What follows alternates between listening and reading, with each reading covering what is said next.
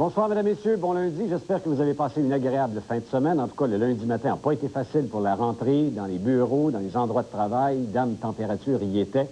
Elle était au rendez-vous de drôle de façon. Mais je sais qu'il y a bien des régions qui ont été touchées plus durement, alors continuez d'être prudents. Montréal, ça se calme un peu. C'est calmé. Une petite pluie, des choses comme ça. Mais quand même. Là, aujourd'hui, tout au long de l'émission, mesdames, messieurs, dans deux sujets différents, vous allez être aux prises avec de l'aberration administrative. J'en reviens pas. Ça, c'est des affaires, moi, en tout cas. Si vous voulez me faire prendre le feu au passage, c'est des affaires comme ça. Des affaires que le jugement n'a plus d'affaires. On est obligé, c'est la loi qui nous y oblige, ou encore des procédures administratives et gouvernementales qui sont du tiraillage d'affaires, puis on se ramasse avec des aberrations épouvantables. En tout cas, juste avant, je veux faire deux commentaires sur ce qui s'est passé sur la scène politique au cours de la fin de semaine. D'abord, il y a Mme Malavoie qui a démissionné, vous le savez, à titre de ministre des Affaires culturelles, une dame dont on ne questionne pas la compétence, mais qui, cependant, est obligée de démissionner du cabinet de M. Parizeau. Et vous savez pourquoi? Il y a des gens en fin de semaine qui m'ont dit qu'ils ne savaient pas pourquoi. Il y a une loi électorale et il y a des normes. Présentement, là, même si on veut nous le faire accroire, c'est pas encore fait. Nous sommes tous citoyens canadiens. Tout le monde. Pour avoir le droit de vote, il faut être citoyen canadien. Mme Malavoie, depuis son arrivée au pays, a été votée, elle n'avait pas le droit d'aller voter. Dans plusieurs élections. C'est la scène fédérale, provinciale. Elle s'est mise en règle et en ordre au moment où elle est devenue candidate. Elle a été citoyenne canadienne. Ça, là-dessus, son élection est incontestable. Elle était en règle, elle était candidate, elle a voté aux élections, on ne demandera pas pour qui. Elle a dû voter pour elle. Dans sa circonscription, c'est parfait. Le premier ministre reconnaît qu'elle est compétente et la nomme ministre des Affaires culturelles. Bon, parfait. Sauf qu'il y a des journalistes qui étaient au courant de ça. Et avant que ça sorte, politiquement, pour gérer la crise, ils ont dit « Oh, nous avons un souci de transparence, madame, on va accepter votre démission, vous n'êtes plus du cabinet, période de purgatoire, elle réintégrera le cabinet éventuellement. » D'autres gens et d'autres écoles de pensée disent « Écoutez, si elle a fait une infraction déjà par le passé, est-ce qu'elle est digne d'être une élue? C'est pas une infraction épouvantable, mais politiquement, le PQ ne pouvait pas faire autrement parce que, justement, dans les circonscriptions de Monique Simard, ils sont en train de contester l'élection parce qu'il y a des gens qui n'auraient pas eu le droit de voter qui ont voté. Vous comprenez qu'ils étaient pieds et mains attachés et liés. Ainsi donc, madame se retire. Ce que j'ai trouvé de plus fort, c'est qu'ils vont faire du millage, un peu de propagande politique avec ça, parce qu'elle s'est dit qu'elle a hésité de prendre sa citoyenneté canadienne pendant de nombreuses années, étant donné qu'elle était davantage dans son cœur citoyenne québécoise. C'est assez beau, ça? C'est beau. Hein? Violon? Violon, OK. C'est assez beau?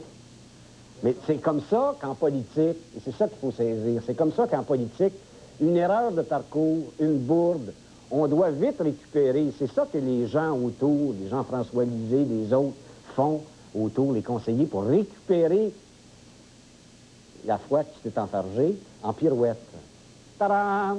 5.4, 6.7, disent les juges, 7.9, on s'en est pas aperçu. C'est ça, le jeu politique, et ça, c'est fâchant un peu. Et il y a l'affaire de M. Bouchard qui dit, et ça, il a un peu raison, il dit, on fait tellement de bonne job à Ottawa que j'ai l'impression qu'on est en train de nuire peut-être à l'idée de la souveraineté au Québec. Puis au Québec, on a souvent été comme ça, les électeurs, nous autres. On vote rouge à Québec, bleu à Ottawa. Rouge à Ottawa, bleu à Québec, admettons, pour se donner le meilleur des deux mondes. On a toujours été considéré comme un électorat stratégique et prudent. Alors, s'ils font une bonne job, on se dit, on n'a pas besoin d'être souverainiste. On a la même défense, peut-être. On n'a peut-être pas les mêmes droits, on n'a peut-être pas les mêmes avantages. Alors là, ils sont en train de dire qu'ils vont se saborder si jamais c'était non. On n'a jamais pensé qu'ils resteraient là longtemps non plus. OK, première histoire. Mesdames, messieurs, vous avez déjà entendu parler des droits ancestraux, des territoires amérindiens, des privilèges accrochés à cela. Vous connaissez, vous avez jamais entendu parler de ça, c'est évident. Vous avez donc connu la crise de 90. Bon, on n'en est pas là. Mais je vous raconte la petite histoire suivante. Saviez-vous, et peut-être ne le saviez-vous pas, qu'il y a une nation autochtone qui s'appelle les Malicites? Non, non, c'est pas un ordre religieux, c'est pas une secte. C'est un peuple autochtone qui a été dûment reconnue et officiellement, entre autres, en 1987. Mais ils étaient ici bien avant notre arrivée, là. OK? Ils étaient, mettons, une centaine. En 1869, 2 ans après la Confédération canadienne, ils sont éparpillés un peu partout. Ils ne sont pas nécessairement sur un territoire, mais ils restaient dans le lit du bas du fleuve, la rivière du Loup, ce coin-là. OK? Mais en 1869, ils vendent leur territoire au gouvernement 1000 piastres. Retenez ça, là. 1869, 1000 piastres. C'est comme si tu vendais ta terre. Quand tu vends ta terre, perds-tu ton droit de propriété dessus? En 1987, 130 citoyens parlant français, mais d'origine malicite et qui sont malicites, se regroupent dans un genre de conventum et décident de créer, de faire revivre leur nation. Ils élisent donc un conseil de bande ou de nation et un chef. Et là, entament des pourparlers avec le gouvernement de l'époque. On est en 1987. Le gouvernement du Québec reconnaît le peuple malicite, cette nation autochtone malicite.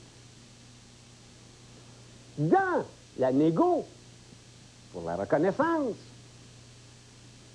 les malicites disent on va racheter notre territoire. 237 acres. Tony, c'est une grosse terre. À 20 km de Rivière-du-Loup. C'est une grosse terre, 237 km. C'est pas un pays, c'est une grosse terre. Bon, parfait. Une grosse terre. 1989, il l'achète. Combien? Vendu en 1869 au gouvernement pour 1000 piastres. En 1989, il la rachète.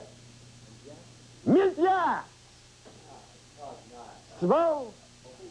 On les a... Là, c'est pas à faute des Autochtones, là. C'est pas à faute des malicites, là. C'est nous autres, les tatas, là. Notre gouvernement, qui a un fonds de terre, qui a acheté 1000 piastres en 1869, réussit 100 ans après à réussir à spéculer, à faire une plus-value pour 1000 piastres. C'est fort. Méchant gestionnaire, méchant administrateur, au nom d'une association malicite, on lui vend 1000 piastres et on va les reconnaître. Si bien que la dernière nation autochtone, la 11e, à être reconnue officiellement par notre bon gouvernement, sont les malicites. 1989. Quelle belle tranche d'histoire. Et attention, de 1987, 88, 89, il y a 3 mois, le territoire de 225 acres, il n'y a jamais homme qui vit qui était là. Il n'y a jamais personne qui a dit c'est à nous autres, c'est à moi de tatouer. Il n'y a aucune pancarte. Vous, moi, on passe, pouf, chasse aux petits lièvres, pouf, à la perdrix, on va à la chasse, trail de skidoo, envoyez donc, piste cyclable.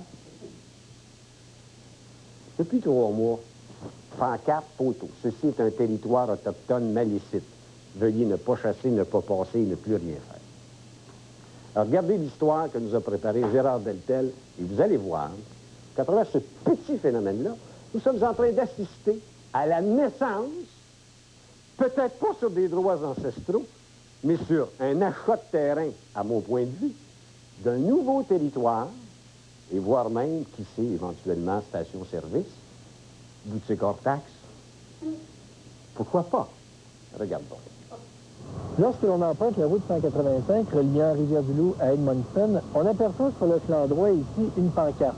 Une pancarte où il est inscrit « Bienvenue en territoire malicite, Première Nation malicite de Vigée ». Donc, on est au courant qu'on est sur un territoire amérindien, mais curieusement, regardez ici sur le flanc gauche, à peine 1000 pieds plus loin, une autre pancarte où là, c'est inscrit « Au revoir, Première Nation malicite de Vigée ». Donc, sur à peine 1000 pieds, c'est le territoire des Malicites. On va aller voir ça. Et quand on arrive sur le territoire de la nation Malicite, eh bien, on est accueilli par un avis. Un avis du ministère des Affaires indiennes et du Nord-Canada. Venez, on va aller le voir ensemble.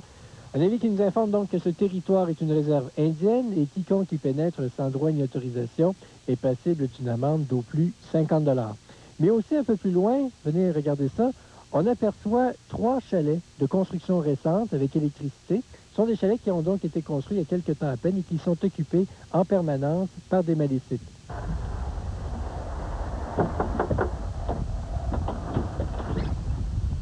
Bonjour monsieur. Bonjour, monsieur. Gérard Deltel de TVA. Ça fait plaisir, monsieur. Vous êtes monsieur? Jacques Tremblay. Vous êtes? Jacques Tremblay. OK. Et votre responsabilité ici? Ici, je suis gardien de la pause. OK. Est-ce qu'on pourrait regarder un petit peu? Oui, pas de problème, monsieur. OK. Tremblay. Merci, monsieur Tremblay.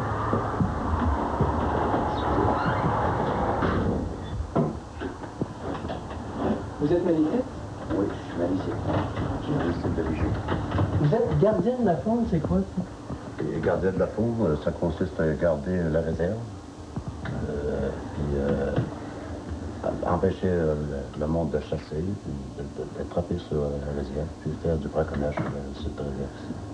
C'est-à-dire s'il y a quelqu'un qui se présente, quelqu'un qui procède à la chasse depuis plusieurs années, qui se présente ici sur votre territoire que vous revendiquez, comment vous allez l'accueillir? Qu'est-ce que vous allez faire? J'explique au monsieur qu'il n'y a pas le droit, il est sur une réserve indienne, il ne peut pas rentrer sur la réserve. Il y a des affiches un peu partout sur la réserve, ou les bords, il y a des affiches partout. Monsieur doit l'avoir vu, si le monsieur vient ici pour me le demander, je vais lui expliquer qu'il ne peut pas venir chasser ici sur une réserve. Qu'est-ce que vous allez faire? Allez-vous le mettre à l'amende? Non, non, s'il vient ici, je ne me mettrai pas à l'amende, il vient ici pour me parler, pour me demander, je ne mets pas le monde, vous savez, à l'amende pour rien. Mais si quelqu'un, par exemple, je rencontre quelqu'un dans la forêt, et qu'il y a 2 pancartes, et qu'il est sur un tout-terrain, quelque chose, il n'y a pas le droit de venir ici. Je ne le mettrai pas à l'amende tout de suite, ça dépend de la personne, on peut toujours parler. Hein. Ça fait que je vais lui expliquer. Pour la première fois, je peux le laisser partir une personne, mais je ne ferai pas ça, par exemple, tous les jours. Là. Je vais le laisser partir. La personne n'a pas de problème, on n'est pas... mais quelqu'un n'a pas le droit de chasser ici. Il n'a pas le droit de circuler sur le terre. À part que malicite de Vigée, qui a sa carte sur lui, ça c'est correct. Mais s'il n'y a pas malicite de Vigée, il ne rentre pas ici. Je comprends s'il dit, bon, ils me disent qu'il a fait 100 ans qu'il chasse ici. Je pourrais peut-être comprendre que ça fait 100 ans que je chasse ici, mais maintenant, c'est une réserve. Puis il y a des bombes, il y a des pancartes. Hein, il me semble que la logique, vous voyez, on a des affiches à l'extérieur. Et puis il y a des affiches un peu partout autour de la réserve. Pourquoi le monde, il n'y a pas de raison de venir ici chasser. Je veux bien croire que chasser ici avant, mais maintenant ils ne peuvent plus chasser. Ils vont être obligés d'aller chasser, je ne sais pas, mais ailleurs. Il y a d'autres places pour aller chasser.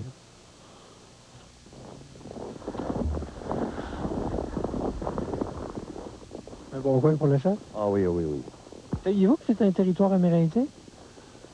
J'ai déjà su que les Amérindiens avaient un territoire quelconque ici, là, mais ça n'a jamais été délimité. On n'a jamais su trop précisément ce que c'était. Est-ce que ça vous surprend ou ça vous choque de voir qu'il y a des pancartes qui vous disent avis, territoire amérindien, tout ça? Bien, c'est que pratiquement du jour au lendemain, on est arrivé ici pour chasser, puis finalement, c'était placardé. Soit-disant que c'était une réserve indienne. Puis on n'a jamais compris comment c'est qu'ils n'ont pas pris possession du territoire plus vite que ça. Et finalement, ça nous déçoit un peu. Mais est-ce qu'ils ont raison? Apparemment qu'ils auraient raison. De toute façon, on ne s'assied jamais avec eux autres s'ils ont raison ou tort.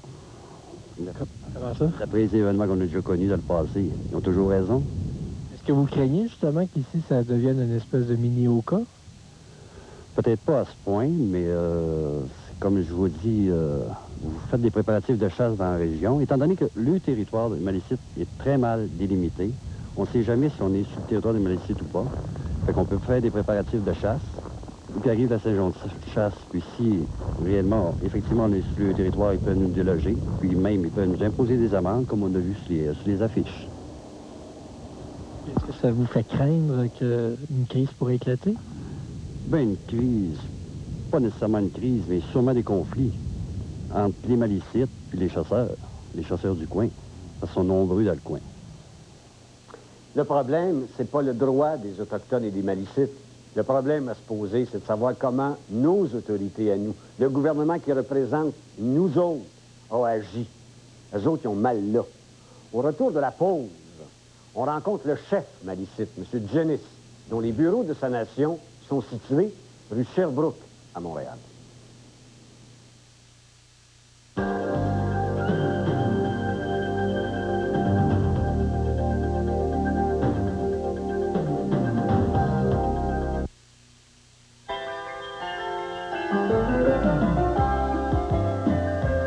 L'air enchanteur de Noël, au carrefour de l'Estrie.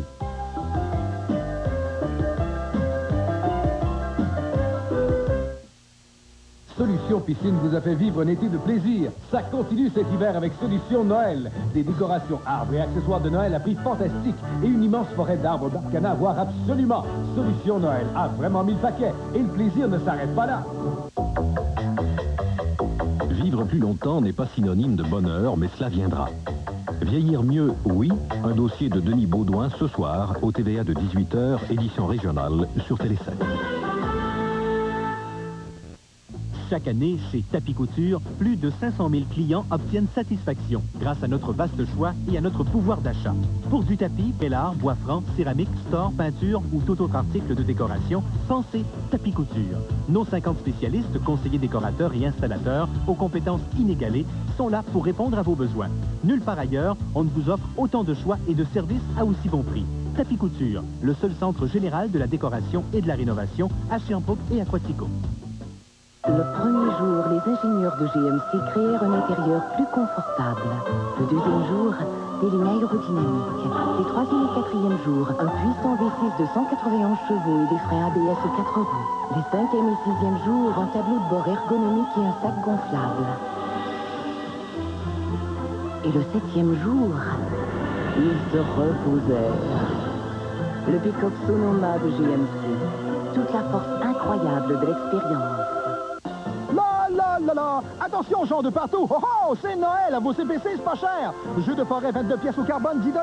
Drap Santé, simple double queen de la compagnie Drap Santé à partir de 29,97 $. Hey! Ça, c'est Noël! Puis c'est pas cher! Service de vaisselle Novotime, 25 $. Puis c'est pas tout! Perroquet parlant, répète tout ce que vous dites à 17,97 $. Oui, c'est plein d'idées cadeaux à vos CPC de Sherbrooke, Granby, Drummondville, Magog et Victoriaville. CPC, c'est pas cher, puis c'est Noël! Oh oh! Oh oh! Devinez ce que Cocotte m'a demandé pour Noël? La collection complète des nouveaux plats Woodhill. Elle est coquine, la Cocotte, hein? Il y en a 8 plats. Qu'est-ce qu'on va faire avec ça, un plat à lasagne? Elle mange pas de lasagne, elle la digère pas. La collection des plats de service Woodhill vous est offerte à moitié prix à partir de seulement 99 cents chez Ultramar. À moins que j'ai dit qu'il en restait plus. Non, c'est Noël, je peux pas y faire ça. Faut quand même être humain.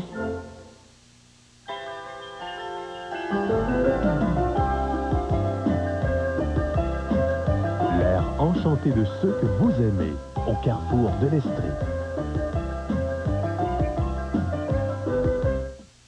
Solution Noël, c'est aussi Solution Billard. On déroule le tapis vert avec un incroyable choix d'accessoires et de tables dont les célèbres Brunswick. Vous pouvez acheter ou louer. Vos plaisirs d'hiver, Solution Piscine sans charge. Boulevard Bourque derrière Godet Unitotal. Eh bien, depuis 1989, au moment où ils ont reconquis leurs droits, les malicites sont maintenant au nombre de 500. Leur chef, Bernard Jennings, a bien l'intention de continuer ses demandes ancestrales et territoriales. Il exige des territoires englobant la route 20 qui va de Lévis jusqu'à Rivière-du-Loup. C'est plus 237 acres.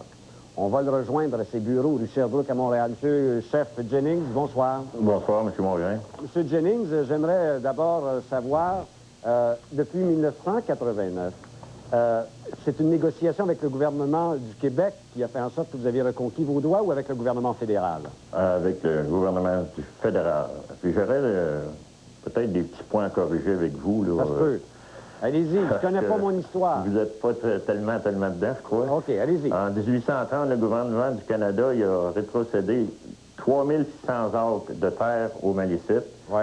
Mais c'était pas des cultivateurs, c'était surtout des chasseurs nomades, les Malicites.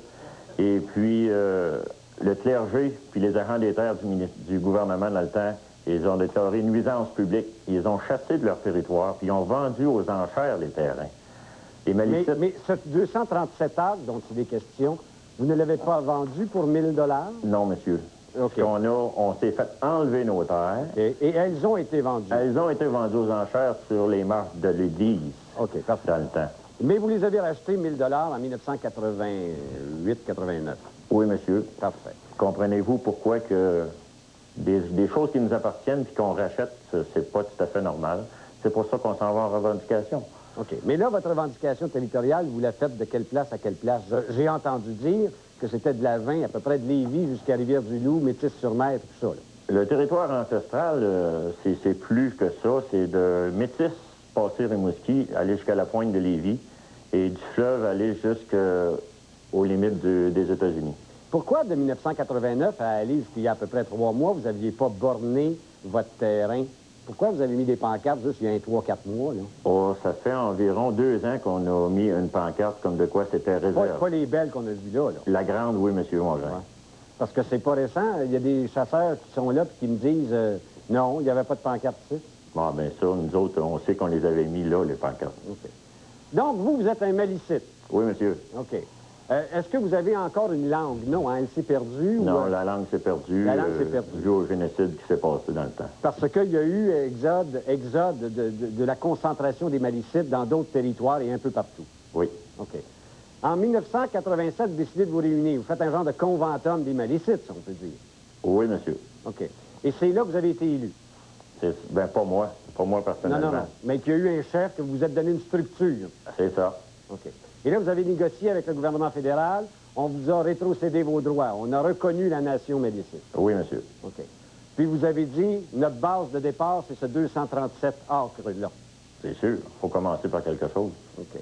Là-dessus, vous êtes en train de vous construire. Il y a 3 ou 4 maisons d'éligibles. On l'a mis, ben, c'est 3 maisons. C'est 3 chalets qu'on a mis présentement sur le territoire. Si vous voulez voir même les cartes. Ouais, montrez-moi ça, où c'est situé. Je vais là. vous montrer ça, mon cher monsieur. Ici, c'est le terrain 27, 28 et 29. C'est vraiment marqué, c'est les feuilles des arpenteurs du gouvernement. Ouais. Réserve indienne de Wetwa. Ensuite, on a une autre qui est située dans la région de Kakuna. Si vous voulez, on voit l'autre dessin aussi de plan. Ça, c'est vraiment la réserve de Kakuna qui représente juste un terrain seulement. OK. Le 237 acres, qui est situé où? À Wetwa. OK. Ça veut dire à peu près à 20 km de Rivière-du-Loup. C'est ça, tout près de Saint-Hubert. Tout près de Saint-Hubert. Oui, monsieur. OK. C'est-tu la pointe qui est là? Pardon? C'est-tu la pointe? Non. Ça, la pointe, c'est la route 185 qui traverse ici notre réserve. Et il y a un autre chemin ici qui traverse, on allait à Saint-Hubert, puis il y avait la voie ferrée qui traversait. Qui ne fonctionne plus, là? Non, monsieur. OK. Vous avez une route qui passe là? Oui. OK.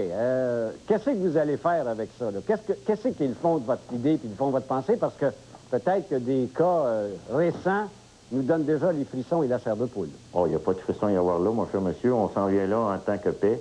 Puis on n'a pas l'intention d'aller brouiller les cartes de d'autres personnes qui sont sur le territoire présentement, chaque côté du territoire. C'est un terrain qui nous appartient. On a vraiment l'intention d'habiter. Présentement, il y a 15 familles qui sont prêtes à habiter le territoire. On a mis présentement 3 chalets et une maison mobile qui va servir pour le conseil de vente des maisons mobiles. Et les 3 chalets seront là pour louer aux membres de la nation, pour qu'ils viennent vivre dans la nature, ou ceux qui veulent se bâtir, bien, ils se bâtiront dans un avenir proche. Dans mes termes à moi, là, ça pourrait devenir un centre récréo-touristique pour les malicites, une base de plein air pour vous autres. Oui, monsieur. Ou un village dans un autre village, parce qu'on est dans la municipalité de Saint-Hubert. OK. Mais ça veut dire qu'éventuellement, tout malicite, celui qui est reconnu malicite, qu'il soit n'importe où, qui reste à Sainte-Dorothée, à Rivière-des-Prairies ou à Chicago, il y aura une place et un territoire et un terrain pour aller faire ce qu'il veut. Oui, monsieur. Puis si c'est pas assez grand, on va revendiquer plus grand. Ben, à 500, 235 acres, vous n'aurez pas assez grand. Non, on n'aura pas assez grand, c'est sûr. Donc, vous êtes en train de nous annoncer que c'est sûr que vous revendiquez d'autres choses. Oui, monsieur. Puis si on vous le donne pas? On devrait l'avoir. Pourquoi? Parce que nous autres, on est déjà à genoux? Non. J'ai jamais dit que vous étiez à genoux, mais c'est des droits acquis. Puis le territoire, on devrait...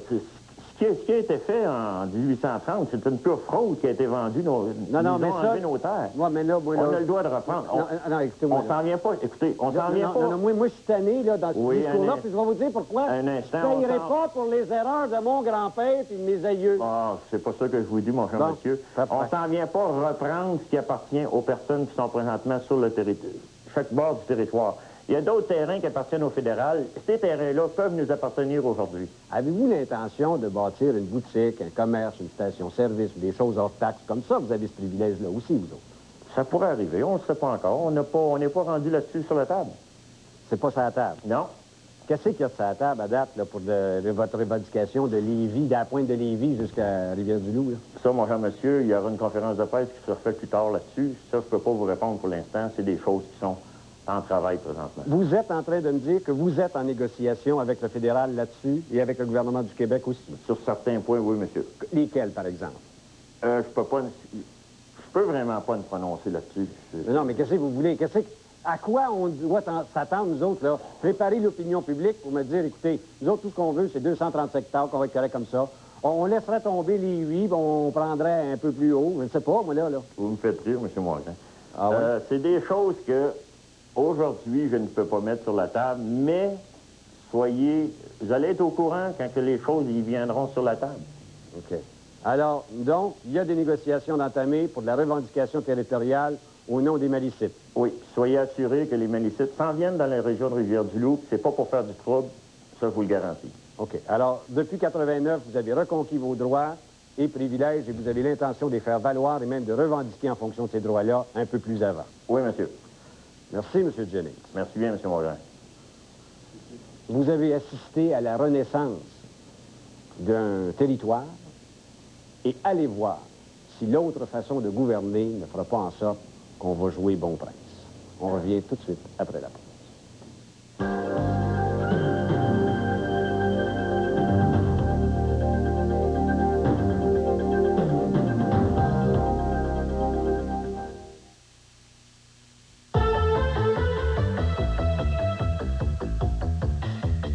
S'il n'en avait été que d'elle, Marie Malavoie aurait démissionné également comme députée. Jacques Parizeau l'en a dissuadé. Plus de détails, TVA 18h, édition régionale. Solution Noël, c'est aussi Solution Billard. On déroule le tapis vert avec un incroyable choix d'accessoires et de tables dont les célèbres Brunswick. Vous pouvez acheter, louer. Vos plaisirs d'hiver, Solution Piscine sans charge. Boulevard Bourg, derrière Godet Uni Total. 30 morceaux, en 30 minutes. Voici livrée la pizza Super Mike avec la nouvelle croûte délice. Une croûte délicieuse au parmesan et à l'ail ou encore aux graines de sésame. En tout, 30 morceaux de pizza, 25% plus grande que 2 pizzas moyennes pour 14,95. Avec en prime, un Pepsi 2 litres. Vous avez commandé une Super Mike? Les pizzas Super Mike, livrées en 30 minutes ou c'est gratuit. 565 30 30.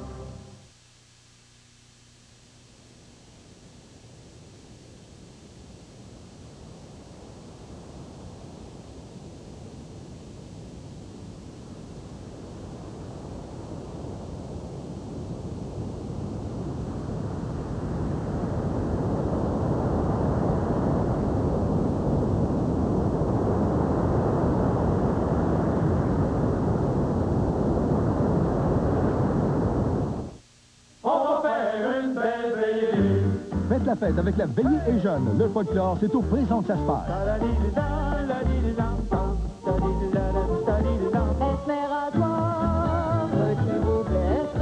Je m'en mords bien les voix, je suis mal marié.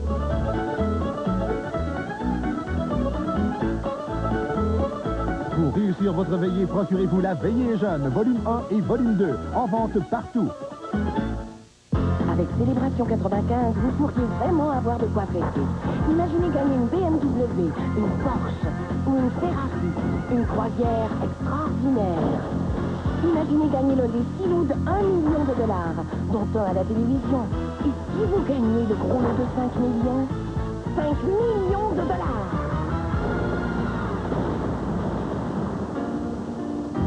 Vous pourriez fêter comme jamais avec Célébration 95. Aucune autre voiture ne rappelle autant la qualité et le raffinement associé aux voitures importées que la fabuleuse Oldsmobile Achieva SL95. Et si vous l'offre pour seulement 249 $ par mois, qui d'autre que Bocage Géo Chevrolet Oldsmobile Cadillac? 249 $ par mois, aucun dépôt, transport et préparation inclus. Vidange d'huile et filtre gratuit jusqu'à l'an 2000. La Oldsmobile Achieva SL95, seulement 249 $ par mois chez Bocage Géo Chevrolet Oldsmobile Cadillac. 4339 Boulevard Bourg à Roquefort. Solution Piscine vous a fait vivre un été de plaisir. Ça continue cet hiver avec Solution Noël. Des décorations, arbres et accessoires de Noël à prix fantastique et une immense forêt d'arbres Barcana à voir absolument. Solution Noël a vraiment 1000 paquets et le plaisir ne s'arrête pas là. Ils m'en ont promis du gros. Le verre l'a mangé. Connaissez-vous le commercial? Ben, je vais vous dire une chose. À quel bord de la ligne qui est le plus gros poisson? Ben, je vais vous dire, c'est encore sur notre bord qui est le plus gros poisson. Vous pensez que je fais l'affaire avec le premier sujet? Non, non, non, non! Ça, attention, il y a des droits ancestraux et autochtones. On verra comment notre bon gouvernement va gérer les choses et jusqu'à quel point on va se mettre à plat ventre. Non, la deuxième histoire, c'est celle-là. Il y a un journaliste à Montréal qui fait du bénévolat. Parfait. Le gars, il s'occupe des sans-abri. Entre autres, d'un monsieur. Le monsieur a été dans la rue pendant 20 ans, des problèmes d'alcoolisme, tout ça, puis lui, il le parraine.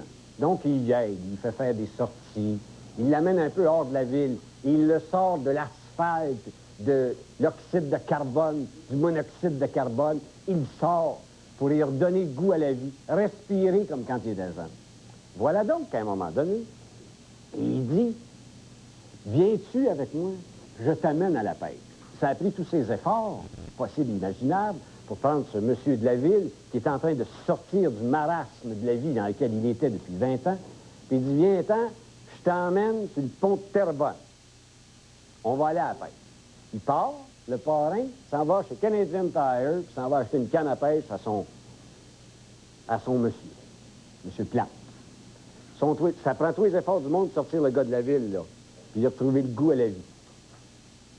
Il l'amène à la pêche. Qu'est-ce qui arrive? 2 agents de la faune arrivent, vous n'avez pas le droit de pêcher, et écoutez bien, vous allez recevoir une sommation. Ouvert le 5 juin 1994, par voie de sommation, a pêché l'achigan durant la période de fermeture prévue au règlement, contrairement à l'article 34, paragraphe 3, et l'article 7, partie 3, de l'annexe 8 du règlement de pêche du Québec, 1990, adopté suivant les dispositions de l'article 43 de la loi sur les pêches de 1986, chapitre P14, et amendement, commettant ainsi l'infraction prévue à l'article 78 de la loi précitée, se rendant ainsi passible d'une amende d'au plus 100 000 $. La confiscation ou tout saisi est demandée en vertu de l'article 72. Ça, c'est pour l'avoir pêché. Deuxième sommation, pour le même maudit poisson, là. Demandez-vous à quel bord de la chaloupe est le poisson, là. Ouvert là, 5 juin 1994, a eu en sa possession. Ah, possession, il n'a pas pêché, il a en sa possession. Alors, à une place, il l'a pêché, à l'autre place, il le possède. Deuxième chef d'accusation. Selon l'article 78 de la loi précitée, se rendant ainsi passible d'une amende d'au plus 100 000 $. 200 000. Et à quelque part, écoutez bien, les 2 gars de la faune arrivent. On brave, je vous fais clair. Pas le droit de pêcher. Vous êtes ici dans une frayère, un cheptel protégé, une fosse de frayage, un paradis de la cigare qui plus est. Vous allez recevoir par voie de sommation. Poigne la canne à pêche, saisis la canne à pêche, saisis le poisson, puis sa conviction est dans le congélateur. Ça va être pour le procureur. Et c'est pas fini. Au mois de novembre, 2 sympathiques agents de la Sûreté du Québec, poste de Saint-Jérôme, partent de Saint-Jérôme avec le képi, le casquette, notre char, notre gaz, nos uniformes, et se présentent à Montréal. C'est le pauvre Yard Plante, ding dong. Il n'est pas ici, OK, on va le laisser, nous autres, à la concierge. Voie de sommation. Là, tu as 2 agents de la Fonte, tu as 2 agents de la Sûreté du Québec qui partent de Saint-Jérôme pour venir porter la sommation. Là, quelque part, tu as un procureur de la Couronne qui dit « Oh! Il faut procéder! Procédons! » Envoie ça dans la machine, t'as le bras 30 de main. On ne peut pas faire autrement, on n'a pas de juridiction, c'est une loi fédérale gérée par le Québec. On ne peut pas donner d'étiquette pour ça, il faut que la machine parte. C'est beau? Le 1er décembre prochain, notre ami qu'on va aller rencontrer, va se présenter à la cour. S'il plaide non coupable, avocat, il n'y a pas une scène. Où est-ce qu'il est le poisson? Qui c'est qui va payer? Avocat de l'aide juridique, mandat d'aide juridique, pour défendre le poisson, l'achigan, 1000 piastres. Où est-ce qu'il est le tata qui pense que la machine a dû continuer à marcher de même? Regardez-les, on les a suivis au pont de Terrebonne. Change d'abord dans le chaloupe. Comparaître le 1er décembre au palais de justice de Saint-Jérôme, c'est en relation avec quoi? Qu'est-ce qui est arrivé? On était en train de pêcher ici, là. Moi et mon ami, un locataire avec le rose chez nous, on est venu à pêche ici, on cherchait 2 petites filles pour s'amuser, pour sortir de la cave, bouger sur le bassement, vous savez. Sortir de la ville. Pour sortir de la ville, pour se désennuyer. Fait qu'on pêchait tranquillement pas vite, nous autres, là. À un moment donné, on voit 2 gars arriver. Il y en a qui avait un revolver, un gun. Un revolver au point. Puis ils m'ont dit, monsieur, vous n'avez pas le droit de pêcher ici. C'est les agents de la faune. C'est ça, l'environnement, les la faune. Ils ont dit, vous n'avez pas le droit de pêcher ici. Ils disent, on ne saura pas. Ça fait quelqu'un qui a dit, c'est qui ce poisson-là? Il dit ça, moi. Oh, vous n'avez pas le droit de pêcher ça. C'est là que ça a commencé. Puis, on devait faire un rapport, puis ils ont donné à leur char. C'est là que ça a commencé l'histoire. Donc, moi, mais je sais pas. Je suis le poisson en coup, man. C'est ça, là. J'aime pas trop ça. Alors, vous étiez en dehors de la saison de la pêche à l'achigan, vous le saviez pas, alors c'est pour ça. C'est pour ça. Mais au début, là, bon, M. Chailly, vous étiez ici avec M. Plante. Au début, on vous a dit que vous alliez recevoir une contravention par la poste, je pense. Effectivement. C'est-à-dire qu'ils ont demandé nos pièces d'identité et M. Plante a affirmé qu'il était assisté social et on m'a demandé mon métier, j'ai dit que j'étais journaliste. Et on nous a dit qu'on allait recevoir une contravention par la poste tous les deux. Et qu'est-ce qu'on a reçu? C'est la visite de 2 policiers de la Sûreté du Québec qui venaient de Saint-Jérôme avec 2 sommations totalisant des amendes de 200 000 $ pour l'assisté social, M. Plante. Et moi, j'ai strictement rien reçu dans cette histoire-là et j'ai tourné mon droit au même moment. Vous avez une amende, qu'est-ce que vous allez faire? Je vais demander un délai. Je ne paierai pas tout de suite. Mais demander un délai. J'ai pas le choix. Je suis bien social, excuse le mot, mais j'ai pas de cash. 30 jours pour payer, sinon il va aller en prison. On va venir le chercher, les mêmes policiers seulement qui sont venus livrer la sommation pour faire de la prison. C'est 100 d'amende ou bien 30 temps en prison. On va voir ce que le juge va dire. S'il nous donne un délai, on va essayer de payer. Si je ne paye pas, on va faire du temps. Moi, je fais bien innocemment. J'avais du fun. Je fais des crapets. À un moment donné, je fais un affluent, je le mets à côté. Il arrive. Et au lieu de laisser une personne seule, s'ennuyer, ben, je l'amène, je le sors beaucoup, je le promène en ville. Et c'est moi qui avais eu l'idée de venir pêcher calmement à Terrebonne. Mon père a pêché ici toute sa vie. Et on a dit, tiens, on va aller au Vieux-Pont. Et finalement, ça tourne qu'il va peut-être faire de la prison à cause un dimanche après-midi gentil à la campagne. Des aberrations administratives comme celle-là, où tous les fonctionnaires n'ont pas le droit de réfléchir, ils n'ont pas le droit de réfléchir. La loi prévoit que c'est ainsi que ça marche. Une loi fédérale par pouvoir de délégation à Faune Québec, et Faune Québec n'envoie pas de ticket, n'envoie par sommation. Non seulement, à cet endroit-là, les gens pêchent à tour de bras, premièrement, mais deuxièmement, on me dit que partout au Québec, c'est même que ça marche. C'est par sommation comme ça. Des amendes pour passible de 100 000, envoie donc. Il va falloir, à quelque part, qu'il y ait un gars plus brillant que l'ensemble de la machine pour arrêter de me faire dépenser des scènes. C'est pas le 1er avril, Jésus-Marie-Joseph. Pour que des aberrations comme ça arrêtent. Et surtout dans l'équilibre de notre code. C'est bien grave, le trafic, possession pour faire du trafic de chiens, ça c'est quoi, ça?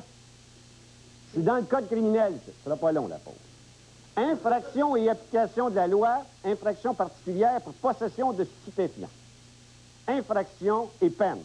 Quiconque enfreint le paragraphe 1 du tout prévu par la présente loi ou ses règlements, il est interdit d'avoir un stupéfiant en sa possession. On n'a pas le droit d'en posséder, là. OK? Comme de la chigan. On n'a pas le droit de posséder du stupéfiant, pas le droit de posséder de la chigan. OK. Infraction. Quiconque enfreint le paragraphe 1 commet une infraction et en cours sur déclaration de culpabilité, il plaide coupable. Écoutez bien l'amende.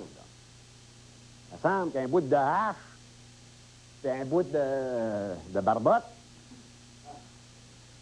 Par procédure sommaire ou pour une première infraction, une amende maximale de 1000 $ et un emprisonnement de 6 mois. Il n'a pas pogné un beluga, il a pogné un échigan. On revient après la pause. On parle aux fonctionnaires.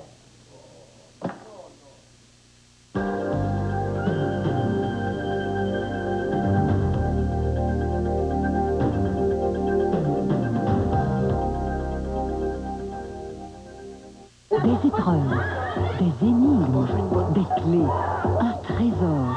Vivez l'aventure avec Anne Bédard, Michael Rancourt et 3 participants de l'Esprit à la super chasse au trésor de Fort Boyard, ce mercredi 19h30 à TVA. Dans la collection Les Grandes Chansons, la radio Rock Détente présente Nicole Croisille. Les Grandes Chansons de Nicole Croisille, 15 de ses plus grands succès.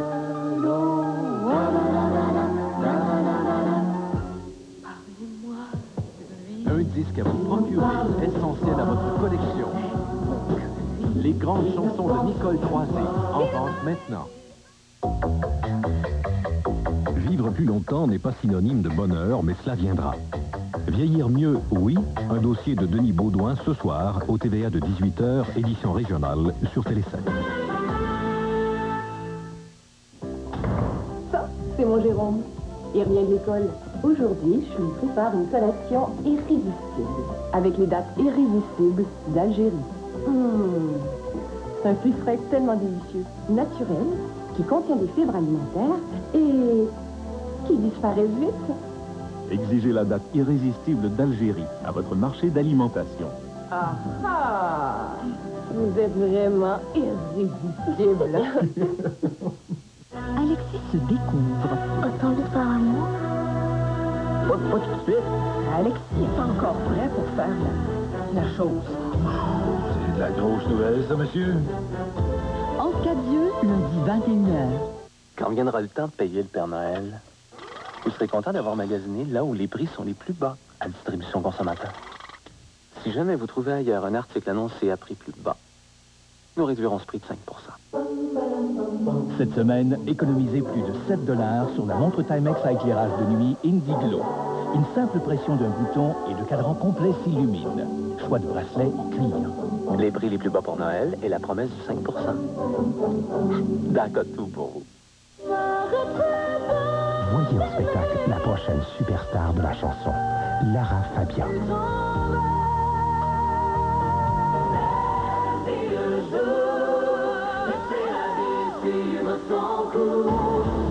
Une voix unique, touchante, sensuelle.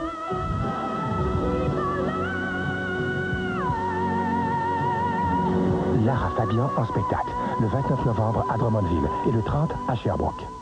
Cette semaine, à Drôle de vidéo, un numéro d'acrobatie aquatique digne des plus grands cirques, le chien qui tripe. Courez la chance de gagner un voyage pour 2 personnes à Universal Studios en Floride. Drôle de vidéo lundi 19h30 à TVA. Ce mardi 16h30, assistez en direct au discours inaugural du Premier ministre Jacques Parizeau à l'occasion de la reprise des travaux de l'Assemblée nationale. Ce mardi 16h30, donc, l'émission Claire Lamarche sera écourtée d'une demi-heure et Mongrain ne sera pas présenté. On comprendra tous qu'il faut protéger la faune et qu'on n'est pas pour vider nos lacs. On le comprend bien. Mais quand la machine n'a pas de capacité de gérer différemment le cas de notre homme ou le vrai braconnier industriel, on a un problème. Il va falloir assouplir cette machine-là. Pour nous parler de la procédure, M. Rosaire Vallière, qui est le directeur des affaires pénales au ministère de la Justice à Québec. Bonsoir, M. Vallière. Bonsoir, M. Mongrain. Je vous ai fait rire. Vous avez fait rire, M. Mongrain. Vous êtes le meilleur metteur en scène. Oui? Qu'animateur ou directeur du pénal? Ah, ben, directeur du pénal, vous savez, on applique des lois. Animateur, il faut avoir de l'imagination. Parlons-en. Ben, c'est ça, mais il y a de l'air à en manquer dans l'imagination, justement, dans la souplesse de l'application de cette loi-là. D'abord, c'est une loi fédérale, me dites-vous. Vous avez raison, c'est la loi fédérale sur les pêcheries. La loi fédérale sur les pêcheries qui, cependant, dans le cas qui nous occupe, est gérée par Québec, plus particulièrement par le ministère de la Faune. Vous avez raison. Ça date de... C'est une entente qui date de 1922, qui faisait que le ministère de l'époque, Loisirs, Chasse et Pêche, si vous vous souvenez, avait par délégation le pouvoir d'appliquer la loi et de faire de la réglementation. Mais vous n'avez pas le pouvoir de savoir comment l'opérer. C'est-à-dire que l'opération est prévue directement dans la loi. Pour toutes les lois sectorielles au fédéral, lorsqu'on a une personne à accuser, on doit se servir de la procédure prévue à la partie 27 maintenant du Code criminel du Canada.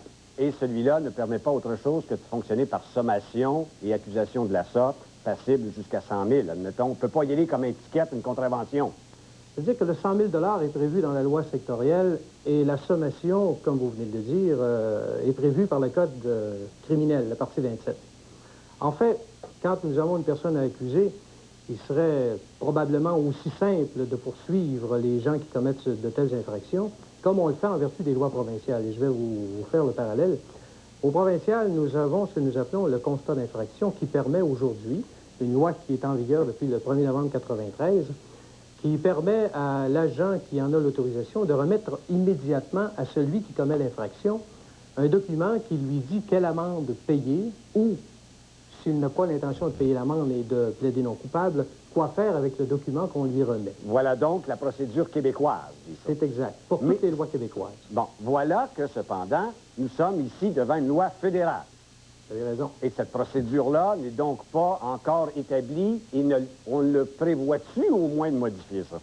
Vous avez tout à fait raison, M. Mongrain, c'est que le fédéral et la province de Québec sont en négociation actuellement pour éventuellement avoir la possibilité de poursuivre les gens qui commettent des infractions aux lois fédérales de la même façon qu'on le fait aux lois provinciales. Parce que vous savez comme moi, là, monsieur, là, je comprends les intentions du législateur, c'est toute beauté. Mais pour notre pauvre Yob qui s'en va à la pêche à Terrebonne, pour se sortir du macadam là-bas, s'il décide de plaider non coupable, la machine est partie, là. Hein? Là, c'est un procureur de la couronne, c'est un juge, c'est un greffier, c'est un avocat de la défense, et toute la machine est partie, la fonction publique est prise là-dedans, puis on est parti, là.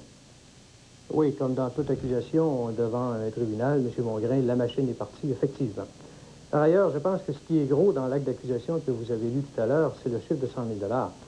Les règles nous obligent à décrire l'infraction de cette manière-là, mais c'est bien évident que pour une infraction telle que celle qu'a commis l'individu à qui qu'on a entendu parler tout à l'heure à la télévision, l'infraction ne sera pas de... l'amende ne sera pas de 100 000 $, l'amende va être beaucoup moins que ça. Ben, mettons que ça ne serait rien que 5 piastres, à la limite, là. Mettons, c'est-tu un peu ridicule comme procédure? C'est-à-dire que la procédure permet à l'individu, s'il a l'intention de plaider non coupable, de se présenter devant un juge et de dire au juge, « Seigneurie, je ne suis pas coupable. » Par ailleurs, mais nos tribunaux sont super engorgés. Les juges de la Cour supérieure, on n'en est pas dénommés. On attend en file, me semble de me voir au pied du rôle. Mongrain, la reine contre l'Achigan. Oh bien, là. Oui, c'est évident, M. Mongrain, vous auriez l'air un peu tweet là-dedans. Et la procédure prévue ferait que tout le monde aurait l'air un peu truite là-dedans, n'est-ce pas? Par ailleurs, les intentions du fédéral, si elles sont de vraiment procéder avec la procédure provinciale, vont nous permettre d'éliminer toute cette procédure auquel vous référez et qui va être beaucoup plus facile pour tout individu de se débarrasser de son infraction. Je suis content de vous avoir comme personne ressource parce que vous me dites que ce que j'apprends là, parce que nul ne peut ignorer la loi, mais je peux ignorer les effets de celle-ci. Vous êtes en train de me dire que ça, c'est par centaines et par centaines au Québec, des fonctionnements comme celui-là. C'est-à-dire que des infractions à la loi sur les pêcheries, il y en a énormément, M. Mongrain. Et l'amende prévue là, c'est pas uniquement pour les individus. Il y a des gens qui en font commerce, peut-être pas de la chigan, mais parlons de la truite, parlons du saumon, etc. Alors, là, le législateur a prévu un montant d'amende qui pouvait servir pour tout type d'individus qui pêchaient illégalement. Je comprends. Le gars qui racle le fond du golfe Saint-Laurent puis qui ramasse des belugas ou des espèces en voie de disparition pour des fins commerciales ou des trophées, lui, on le pogne, puis c'est pour 100 000 selon la gravité du chose. Ça, je le comprends. Ce que je dis, c'est que la procédure, elle est multipliable par 100 et 200 fois au Québec présentement. Vous avez raison, et c'est la raison pour laquelle, avec le fédéral, on tente d'établir une procédure beaucoup plus sommaire qui va permettre aux citoyens d'avoir beaucoup moins de frais judiciaires à payer. Et deuxièmement, il va permettre d'éliminer les délais devant les tribunaux. OK. Et là, ce que je suis en train de comprendre également, c'est qu'il y a à quelque part des fonctionnaires du fédéral et du provincial qui sont assis dans une salle et qui sont en train, ou par fax, ou prendre du temps pour négocier entre Québec et Ottawa, qu'est-ce qu'on fait dans l'application de la loi de la pêcherie? Est-ce qu'on procède sur le modèle québécois en d'autres matières? Puis on négocie ça, là. Il y a des gars qui véritablement gagnent 60 000, 50 000 par année, qui se penchent sur ce problème fondamental de notre société moderne. Oui, il ne faudrait pas réduire ça à une plus simple expression, M. Mongrain. Toutes les lois au fédéral sont applicables dans toutes les provinces du Canada. Et chacune des provinces peut avoir sa procédure particulière. Il faut aussi que les citoyens du Canada sachent que quand on commet une infraction et qu'on a à être poursuivi devant les tribunaux, que la procédure d'une province à l'autre se ressemble sensiblement. OK. Monsieur, c'est surtout ça qui se négocie. Oui, d'accord. Monsieur, une dernière question. Est-ce qu'il est possible, par une discrétion quelconque, un pouvoir discrétionnaire quelconque, que Plante n'aille pas à monter à Saint-Jérôme pour aller plaider non coupable devant un juge d'avoir pogné un achigan et de l'avoir en sa possession? On peut-tu sauver le milliard? M. Plante pourrait toujours procéder en envoyant un plaidoyer de culpabilité par écrit. De non-culpabilité. De non-culpabilité, il devra se présenter devant le tribunal. M. Mongrain, la procédure est ainsi faite. Et la machine est irréversible, c'est parti, on ne peut pas dire on abandonne la poursuite. Les motifs pour poursuivre M. Plante étaient suffisamment importants pour partir la machine, M. Plante. Merci beaucoup, M. Vallière. Bien aimable de nous avoir expliqué cette procédure. Merci bien. Merci. On s'en va à la pause publicitaire parce que j'ai quelques commentaires là-dessus. Il y a quelque part là, le chien qui mène la queue du chien qui mène le chien. C'est là qu'il faut que je regarde. C'est la procédure. Excuse-moi. Je reviens après la pause.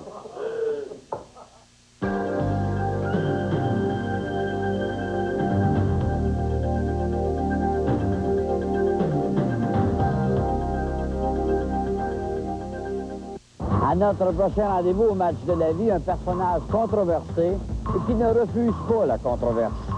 Madame la juge André Dufaux, ce mardi, 21h. L'accusé avait l'intention d'en finir avec sa femme ce soir-là. Sa femme dans le lac, il avait de l'air à s'enflaquer comme de sa première chemise. Cet homme-là ne mérite aucune pitié, messieurs les jurés. Aucune pitié. Germain Houdet, Jacques Godet, Régent Lefrançois, Jean-René Ouellette, Pierre Rivard. L'affaire Tuxedo Kid, au grand procès ce mardi, 20h. La Rousseau-Manie frappe Drummondville. À la demande générale, Stéphane Rousseau est de retour.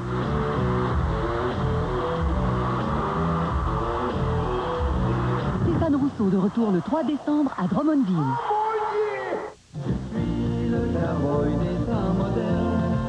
Georges Hamel, le gentleman de la chanson country, de retour à Drummondville.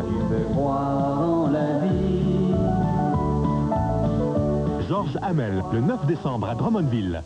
Moi, c'est Brandon. Brandon fait la rencontre de Mélissa et de son rejeton. Je te remercie. Tu me sauves la vie.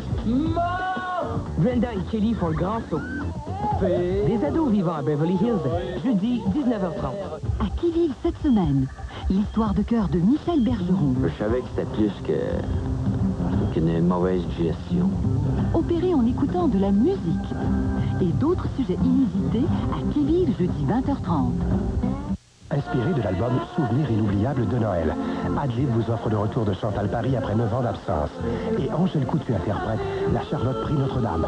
Un Adlib spécial consacré à la parution de l'album Souvenirs inoubliables de Noël ce lundi 22h. Les meilleurs amis Imaginez votre belle amie. font les pires ennemis. Espèce de salopard. James Spader, Servis-moi de la justice. John Kozak. Parce que c'est gagné. En primeur, Faux Frères, dimanche 19h30. Dans son numéro à collectionner, le magazine Star Plus révèle tout sur le mariage secret de Nathalie Simard cet été à Las Vegas. En exclusivité, toutes les photos de l'événement et celles de la grande fête qui réunit les deux familles au Théâtre Capitole. Nathalie nous fait entrer dans son intimité et nous présente les amours de sa nouvelle vie. Elle nous parle de la relance de sa carrière et Nathalie offre en plus en cadeau une cassette exclusive avec 4 extraits de son nouvel album Paroles de femme et un message personnel. Une offre unique. Star Plus, des éditeurs de TV Hebdo en kiosque maintenant. C'est la revanche des artistes. Michel Bergeron, Kathleen, Daniel Gadois et Maë Paiement. Comme quoi dans la vie, c'est à chacun son tour. Ce mercredi, 21h.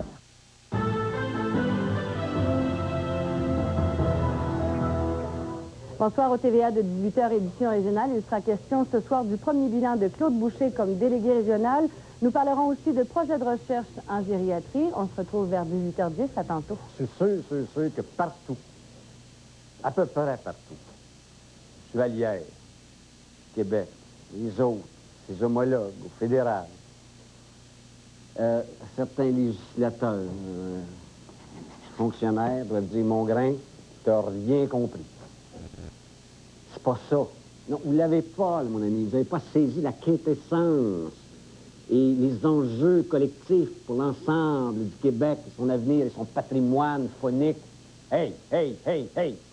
Et en plus, ils sont assis à négocier ça. Ça se peut pas. Ça se peut pas. On peut pas négocier l'avenir du pays, l'avenir de ceux. On est sur l'avenir du ticket à la chicane. Check l'arbitre, il y a quelqu'un qui me frappe à quelque part. Comment tu penses que ça coûte? Puis les autres, les malicites, tant mieux, vous avez raison, les gars, vous avez raison, on s'en va, on déménage. C'est pas ici, on n'a pas d'affaires ici, vous autres. Pas tout. C'est à vous autres, la terre. Il n'y a aucun problème. Mais là, la revendication, c'est comme dans n'importe quoi. Je le veux tout, je le veux tout. Mon gars, il dit ça, moi, je les veux toutes, les bébelles. Toutes. Non, mais regarde, on va t'acheter celle-là puis celle-là. Il les veut toutes. On va en rajouter une autre, bébelle. On va acheter jusqu'à temps qu'il arrête de revendiquer, on va la faire. C'est ça, notre gestion. Comment tu penses qu'on va nous couper? Ils vont abandonner de Lévis jusqu'en Australie, ils n'ont pas de problème là. On va dépendre comment on va leur donner. Encore une couple de millions. Hein? Why not? Puis notre plante qui s'en va là-bas, lui-là.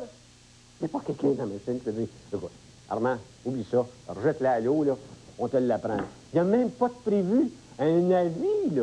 Non, non, non.